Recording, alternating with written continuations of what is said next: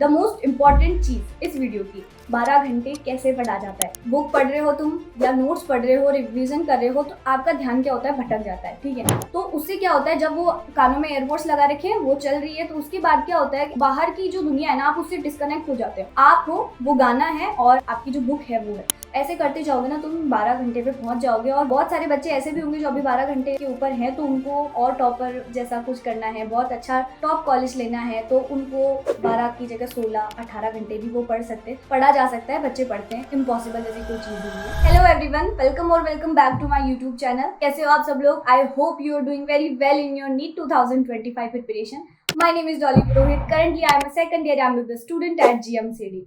हाँ, मैं वही सेकंड ईयर की स्टूडेंट हूँ जो ना फार्मा की ड्रग्स, माइक्रोबायोलॉजी के माइक्रोब्स और पैथोलॉजी का इतना सारा स्टफ याद कर करके थक चुकी हूँ। और इसी समस्या के दौरान मैंने एक चीज डिस्कवर करी थी। तो डिस्कवर तो क्या है, वो पहले से ही है, उसको मैंने अप्लाई किया और मुझे इतना फायदा मिला ना, तो वही चीज मैं आपको बताना चाहती हूँ इस वीडियो के जरिए। और मैंने सोचा कि ये फायदा सिर्फ मैं खुद क्यों उठाऊं, सभी को देना चाहिए चीज का फायदा। उसी से रिलेटेड ये वीडियो है। बेसिकली इस वीडियो में हम बात करेंगे कि एक पूरे दिन में जो 24 आवर्स का हमारा पूरा दिन होता है, उसमें आपको आपके एग्जाम के लिए 12 घंटे, 14 घंटे, 16 घंटे कैसे पढ़ना है। इससे रिलेटेड काफी सारे वीडियोस हैं। सारे वीडियोस से मैं अलग आपको क्या बताऊंगी, वो चीज मैं आपको पहले बता देती हूँ कि देखो, 12 घंटे पढ़ना कोई बड़ी बात नहीं है, पढ़ा जा सकता है। बुक लेके बैठो, पढ़ते जाओ पढ़ते जाओ पढ़ते जाओ। ठीक है, 12 घंटे पढ़ा जा सकता है, थोड़े थोड़े ब्रेक ले लो। लेकिन उस 12 घंटे की पढ़ाई को हम इफेक्टिव कैसे बनाएं, प्रोडक्टिव कैसे बनाएं कि वीकली टेस्ट में हमारे मार्क्स इंक्रीज हो जाए, डीपीपी में जो हम क्वेश्चन सॉल्व करते हैं वो अच्छे से हो जाए, मॉड्यूल्स में क्वेश्चन सॉल्व करते हैं वो एक ही बार पे बन जाए, और अल्टीमेटली हमारा जो नीट एग्जाम जो होगा उसमें हमारा सिलेक्शन आ जाए। तो ये सारी चीजें रिलेट करके मैं आपको इस वीडियो में बताऊंगी। तो चलिए हम जल्दी से जल्दी हमारे वीडियो को स्टार्ट करते हैं। इस वीडियो में मैं आपको 3 चीजें बताऊंगी। ठीक है, 3 चीजों में से सबसे पहली चीज है हमारे ब्रेन का एक सिस्टम, जिसे हम बोलते हैं रिवॉर्ड एंड पनिशमेंट सिस्टम। उसके बारे में मैं आपको बताऊंगी। सेकंड चीज मैं बताऊंगी कि बुक रीड करते टाइम या नोट्स रिवाइज करते टाइम आपको वो चीजें ज्यादा से ज्यादा कैसे याद हो सकती है, उसका तरीका बताऊंगी। थर्ड चीज मैं आपको बताऊंगी कि ग्रॉसली एक टाइम टेबल कि आप 12 घंटे पढ़ रहे हो या 16 घंटे पढ़ रहे हो, दोनों बच्चों के लिए। आप फर्स्ट में अगर आप शुरुआत कर रहे हो अभी, तो 12 घंटे से शुरुआत करो, उसके बाद आप धीरे धीरे इंक्रीज कर सकते हो। तो उसका एक ग्रॉसली टाइम टेबल है ना, उसको आप अपने हिसाब से शिफ्ट कर सकते हो कि अगर आप नॉक्टर्नल प्राणी हो तो आप उसको रात में शिफ्ट कर सकते हो। दिन में भी आपको, जहां मैं आपको ब्रेक लेने का बता रही हूँ, अगर उस टाइम आपको पढ़ना है तो आप पढ़ सकते हो। तो ऐसा एक ग्रॉसली पूरा प्लान बताऊंगी मैं इस वीडियो में आपको। तो अब हम आते हैं हमारी पहली बात पे, रिवॉर्ड और punishment system of the brain. ये क्या होता है? बेसिकली मैं आपको एक चीज बताती हूँ, तुम्हारे साथ भी ये हुआ होगा, मेरे साथ तो काफी हुआ है। जैसे मम्मी को बचपन में मम्मी को कोई भी काम कराना होता था ना मेरे से, जैसे मान लो झाड़ू निकलवाना है, पोछा लगवाना है, मोस्टली तो पोछा लगवाना होता था, तो मेरे को मम्मी लालच देती थी कि पोछा लगा दो, तुम्हारे को मैं 5 रुपए का सिक्का दूंगी, 1 रुपए का सिक्का दूंगी, और अपने हिसाब से कुछ भी ले लेना, खा लेना। ठीक है, तो ये होता है हमारे एक रिवॉर्ड सिस्टम। देखो, हमारी मम्मियों को सब पता है, मम्मियाँ हमसे काफी ज्यादा एक्सपीरियंस है, और वो तो हमारी फर्स्ट टीचर, फर्स्ट डॉक्टर, सब कुछ वही है, तो उनको सबसे ज्यादा पता है। देखो, मैंने तो अभी ये चीज को थोड़ा वो किया, इसके बारे में पढ़ा, लेकिन मम्मियों को पहले ही पता था। और ये चीज क्या है, हमारे ब्रेन को जब पता होता है ना कि ये काम करने के बाद हमें इसका इनाम मिलेगा, तो हमारे जो दिमाग की एफिकेसी होती है ना, हमारा जो प्रोडक्टिविटी होती है वो इंक्रीज हो जाती है। और जब हमें पता चलता है ना कि जैसे मान लो कोई इंसान क्राइम करना चाहता है, कोई भी ऐसे छोटे मोटे कांड करना चाहता है, अगर उसे पता होगा कि इसकी कॉन्सिक्वेंसेस क्या झेलने पड़ सकते हैं, इसकी क्या क्या पनिशमेंट हो सकती है, तो लोग थोड़ा डर जाते हैं। तो जो अच्छे लोग होते हैं ना, वो डर जाते हैं, वो उस काम को नहीं करते। तो यही सारी चीजें चलती रहती है, रिवॉर्ड और पनिशमेंट। ठीक है, तो ये तो मैंने आपको बता दिया। अब इसको आपको अपने आपको 12 घंटे का जो आप पढ़ाई करोगे उसमें आपको कैसे अप्लाई करना है वो मैं बताती। तो उसके लिए आपको क्या करना पड़ेगा, जैसे अगर आप कोई भी चीज पढ़ रहे हो, आप अपना 12 घंटे का शेड्यूल को अगर 3-3 घंटे के 4 स्लॉट में बांटो, और 3 घंटे का आप पढ़ने बैठे हो, आपको बस अपने आप को ये समझाना है कि ये 3 घंटे का जो मेरा पूरा स्लॉट है, ये कंप्लीट होने के बाद, या कोई भी टास्क आप लेके बैठो, गोल है आपका कोई, उसको लेके बैठो, और वो कंप्लीट होने के बाद आप खुद को एक रिवॉर्ड दो। रिवॉर्ड यानी इनाम, वो कैसा भी हो सकता है। जैसे मैं क्या करती थी, मैं ब्रेक ले लेती थी। ब्रेक वैसे रिवॉर्ड नहीं होता, लेकिन ब्रेक में मैं छत पे चल जाती थी, और बहुत अच्छे से एकदम, बहुत शाम को जाती थी, दिन में तो धूप होती है यार, नहीं जा पाते। शाम को जाती थी, या फिर अगर मेरा बहुत अच्छा मेरे मार्क्स अच्छे आए हैं, अगर मतलब ये भी मैं गोल सेट करती थी कि वीकली टेस्ट में मेरे मार्क्स अच्छे आएंगे तो मैं मेरी फेवरेट जो चीज़ होती थी ना खाने की, वो मैं बोल देती थी पापा को कि पापा प्लीज़ मेरे लिए गुलाब जामुन ज़रूर लेके आना, ये बहुत पसंद है मेरे को।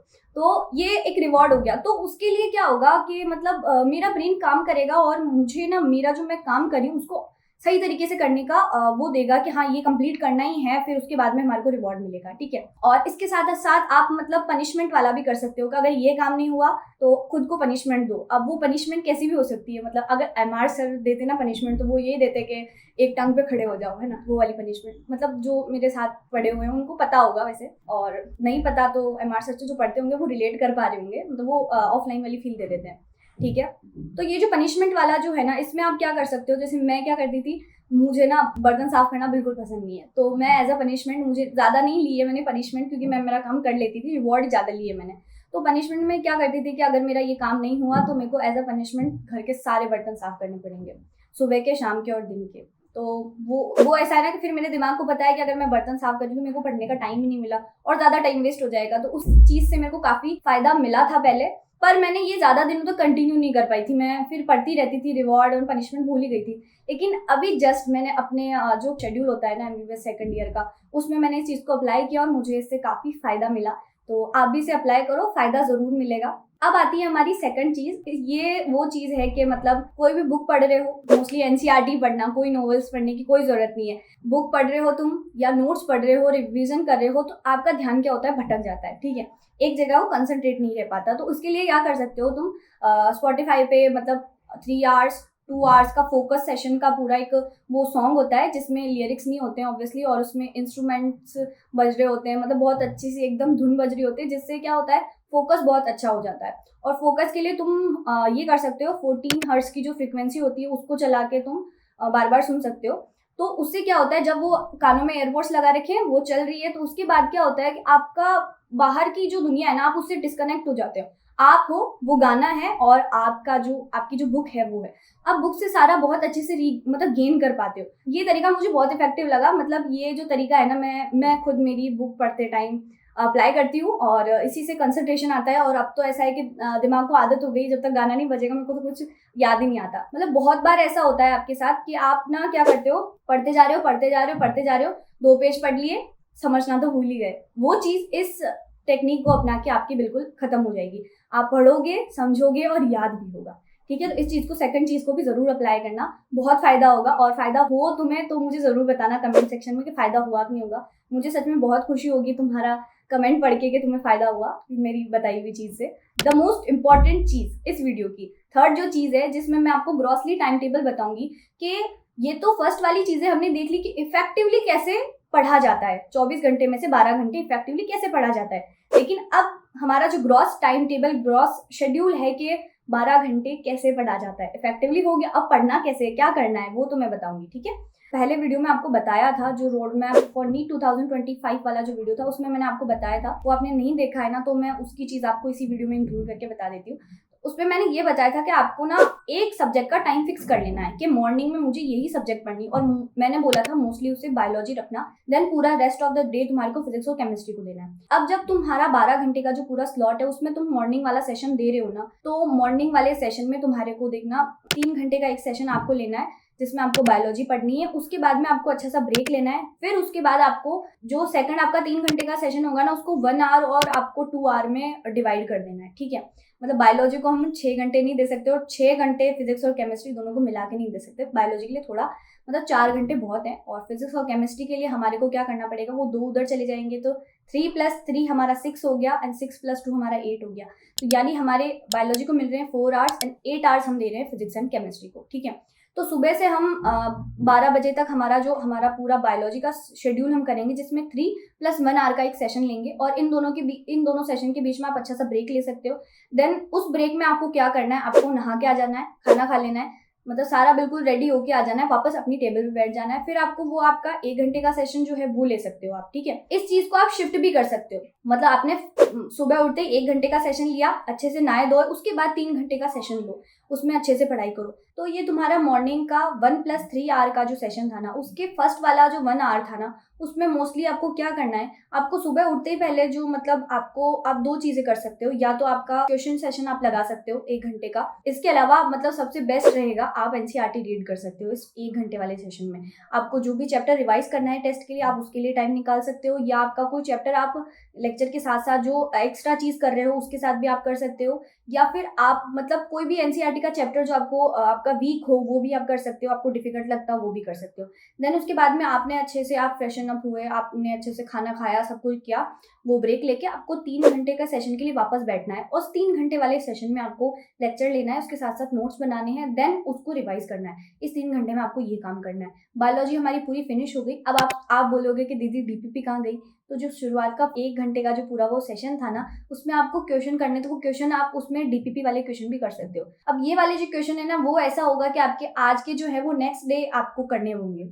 मतलब ये सबसे अच्छा रहता है, क्योंकि क्वेश्चन के जरिए क्या हो जाता है, आपका रिवीजन हो जाता है और उससे आपको नेक्स्ट आपका जो लेक्चर होगा ना, उसके थ्रू आपका वो कनेक्शन बिल्डअप हो जाता है। तो मेरे हिसाब से आपको यही करना चाहिए और इससे काफी फायदा होगा आपको, ठीक है। देन उसके बाद वाला जो हमारा बायोलॉजी ये पूरी कंप्लीट हो गई, इसको करने में लगभग आपको 1 या 2 बज जाएंगे। उसके बाद में आपके जो नॉकटर्नल प्राणी जो है ना, नॉकटर्नल प्राणियों को ये करना है कि आपको इस टाइम सो जाना है। जो आगे वाला जो सेशन है ना 8 घंटे का, जो जिसको हमारे को डिवाइड करना है फिजिक्स और केमिस्ट्री के लिए, उसको आपको रात को शिफ्ट कर लेना है। और जो दिन में बच्चे बैठ के, मेरे जैसे अच्छे बच्चे जो दिन में पढ़ते हैं ना, उनके लिए ये है कि आपको अब जो आपका जो सेशन है ना, जो आपका कितने देर का सेशन बचा है, आपका 4 घंटे हो चुके, 8 घंटे बचे।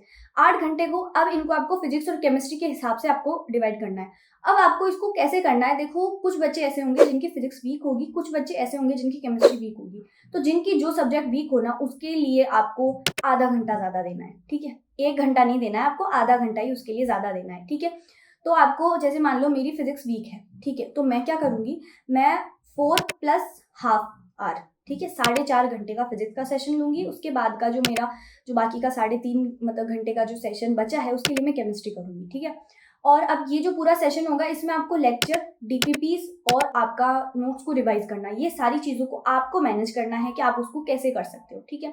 अगर देखो मैं आपको ग्रॉसली पूरा प्लान बनाऊं ना, तो मैं अगर होती ना तुम्हारी जगह, तो मैं क्या करती, मैं दोनों लेक्चर साथ में लेती। जैसे मान लो फिजिक्स के लेक्चर लिए, नोट्स साथ में बनाए, देन उसके बाद में केमिस्ट्री के ऊपर शिफ्ट करती, मैं केमिस्ट्री के लेक्चर लेती, केमिस्ट्री के नोट्स बनाती, देन अच्छा सा एक ब्रेक लेती। उस ब्रेक में थोड़ा बहुत कुछ खा लिया पी लिया, और हमारा जो रिवॉर्ड था, जो हमने वीडियो का फर्स्ट पार्ट था जिसमें हमने बात करी थी, जो रिवॉर्ड हमें मिलेगा, उस रिवॉर्ड का वो हमने ले लिया। देन उसके बाद में मैं क्या करूंगी, डीपीपी सॉल्व करना और नोट्स रिवाइज करना, वो सारा काम मैं बाद में रखूंगी। और इस टाइम तुम्हारे को, अगर तुम सुबह वाला जो तुम्हारा मैंने बताया था ना बायोलॉजी के लिए, अगर तुम उसमें डीपीपी सॉल्व नहीं करना चाहते बायोलॉजी की, तो सबकी डीपीपी साथ में सॉल्व कर सकते हो लास्ट का जो तुम्हारा सेशन होगा उसमें। अब कुछ बच्चे ऐसे होंगे जिनको फर्स्ट में बहुत दिक्कत आएगी कि 12 घंटे दीदी नहीं पढ़ा जा रहा, तो तुम्हारे को शुरुआत करनी चाहिए 6-7 घंटे से। उसको धीरे धीरे मतलब 2 दिन में एक 1 आवर तुम्हारे को बढ़ाना है, ठीक है। ऐसे करते जाओगे ना, तुम 12 घंटे पे पहुंच जाओगे। और बहुत सारे बच्चे ऐसे भी होंगे जो अभी 12 घंटे के ऊपर हैं, तो उनको और टॉपर जैसा कुछ करना है, बहुत अच्छा टॉप कॉलेज लेना है, तो उनको 12 की जगह 16-18 घंटे भी वो पढ़ सकते हैं, पढ़ा जा सकता है, बच्चे पढ़ते हैं, इम्पॉसिबल जैसी कोई चीज नहीं है। तो ये पूरा वीडियो था जिसमें मैंने आपको ये पूरा सारा ग्रॉसली प्लान बताया। और इस प्लान में मतलब लास्ट वाला जो है ना, मतलब जो थर्ड पार्ट था जिसमें ग्रॉसली टाइम टेबल बताया, उसको मैं एक बार कंक्लूड कर देती हूँ। उसमें आपको करना है, बायोलॉजी के लिए 3+1 आवर का आपको सेशन लेना है। देन फिजिक्स एंड केमिस्ट्री को आपको 8 घंटे में दोनों को कंप्लीट करना है। देन इसके बाद में मतलब आप ये जब पूरा चीज करोगे ना, तब आपको रात के लगभग 8 बज जाएंगे। अब इसमें आपको बीच बीच में ब्रेक कब लेना है, जब आपका मन करे, आपका कोई गोल कंप्लीट हो जाए उसके बाद आपको ब्रेक लेना है। वो ब्रेक लेने का मैं आपको बताऊंगी ना, तो भी फिर भी आप मेरी तरह से कर नहीं पाओगे, आप खुद के लिए अपना ही प्लान बनाओगे। तो उससे अच्छा है कि मैं आपको ना बताऊं और आप ही अपने लिए करो कि मुझे इस चीज के बाद अब ब्रेक लेना है, इसके बाद अब स्टार्ट करना है, ठीक है। वो चीज आपको ही करनी है। और अब जैसे ना कोई बच्चे 12 घंटे पढ़ रहे हैं लेकिन उनको 14 आवर्स या 16 आवर्स पढ़ने का है, तो वो क्या कर सकते हैं, आपका ये जो सेशन है ना, मतलब लगभग आपको 8 बजे तक 9 बजे तक कंप्लीट हो जाएगा। उसके बाद अच्छे से पूरा डिनर विनर करो, और लास्ट में जो तुम्हारा 1 आवर 2 आवर्स जितना भी आप मानो, मतलब मैं यही बोलूंगी कि 1 घंटा पढ़ के 10 साढ़े 10 बजे तक आराम से सो जाओ। सुबह जल्दी भी उठना होता है ना अपन को, तो उस जो लास्ट वाला जो रात का वाला सेशन है ना, उसमें तुम अच्छे से एकदम पढ़ सकते हो, अपना एक्स्ट्रा चीज पढ़ सकते हो। जो बच्चे दूसरे बच्चे 12 घंटे पढ़ रहे हैं, तुम्हारे को कुछ एक्स्ट्रा, अगर तुम पूरा ये शेड्यूल 12 घंटे का कर पा रहे हो, तुम्हारे पास टाइम बच रहा है, तुम एक्स्ट्रा चीज कर सकते हो। और एक्स्ट्रा करोगे, एक्स्ट्रा मेहनत करोगे, तो एक्स्ट्रा फल भी मिलेगा, ठीक है। तो इसमें तुम अपने हिसाब से कर सकते हो। तो ये था पूरा वीडियो, और वीडियो को हम अभी इसी वक्त वाइंड अप करते हैं, और तुरंत वाइंड अप नहीं करेंगे, इसके पहले मैं आपको कुछ चीज़ बताना चाहती हूँ। तो ये आपने पूरा वीडियो देख लिया, लेकिन अगर आप इसे अप्लाई नहीं करोगे तो आपको कोई फ़ायदा नहीं मिलेगा, और फ़ायदा नहीं मिलेगा तो आपको इस वीडियो का देखने का जो समय था, आपने जो इसमें इन्वेस्ट किया, उसका आपको फल नहीं मिलेगा। ऑब्वियसली आपका ये टाइम वेस्ट हो जाएगा। तो इसीलिए मैं आपको बोल रही हूँ कि आपको इस अपनी जो पूरी मैंने जो सारी चीज़ें बताई उसको अप्लाई करना है, और उसका फ़ायदा आपको खुद देखना है। मतलब फ़ायदा मुझे तो मिला ही है। मैं मोस्टली कम्युनिटी पोस्ट बहुत कम करती हूँ, लेकिन अब से मैंने ऐसा सोचा है कि मैं कम्युनिटी पोस्ट करूँगी। उसमें मैं क्या करूँगी, अल्टरनेटिवली हफ्ते में 1-2 बार करूँगी, जिसमें मैं मेरा शेड्यूल जो है वो लिखूँगी, और जितना मेरा पूरा हुआ, जो मैंने पढ़ना था वो पूरा हुआ, उसका भी दोनों फ़ोटोज़ आपके सामने उसमें डालूँगी मैं। उससे आपको मोटिवेट होना है कि मैं भी पढूँ, ठीक है? कोई एक्सक्यूज़ नहीं होता, मैं भी पढ़ रही हूँ, आपको भी पढ़ना है, ठीक है? तो इसी के साथ हम अपने वीडियो को वाइंड अप करते हैं। थैंक यू सो मच, और वीडियो को काम में लेना, और उसको मेरे को कमेंट सेक्शन में ज़रूर बताना कि आपको क्या फ़ायदा हुआ, और ऑब्वियसली फ़ायदा होगा। अगर अप्लाई करोगे ना, तो मैं मान ही नहीं सकती कि फ़ायदा नहीं होगा। तीनों चीज़ों को अप्लाई करना और बहुत अच्छे से पढ़ाई करना, और नेक्स्ट वीडियो में मिलते हैं नए टॉपिक और इसी चेहरे के साथ। Bye bye.